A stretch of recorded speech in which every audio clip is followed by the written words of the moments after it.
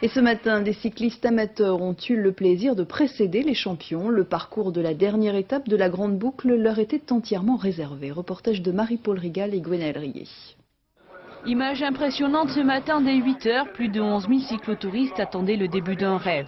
28 km de parcours parisien sur le tracé de la 20e étape du Tour de France 2000.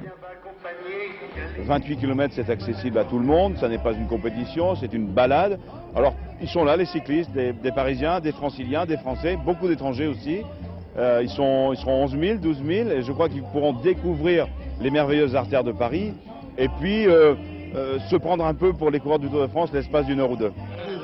Merckx, Indurain et Hinault, pas moins de 3 quintuples vainqueurs de la Grande Boucle pour ouvrir ce cortège. On s'y croirait presque. L'ambiance est bon enfant, ici pas de compétition, et porter une réplique d'un des plus beaux maillots, c'est pas rien. Vous pensez avoir le maillot à poids? Oh non, c'est vraiment le maillot un petit peu dans la pochette surprise, ça. Alors c'est un peu marrant, parce que pour un cycliste, faut le gagner un maillot. Alors c'est quand même un petit peu l'amusement, quoi. Au départ, c'est pas la couleur que j'espérais. Le maillot blanc ou le maillot jaune. Mais le maillot vert, c'était un signe, quoi. Quand on voit Isabelle hier, pourquoi pas? Pour un vieux routeur comme Chico Pérez, journaliste depuis 35 ans sur le Tour, cette randonnée a quelque chose de magique. Je suis habitué à ver un peloton de 100 coureurs, mais pas de 10 000. Et vraiment, je suis émotionné.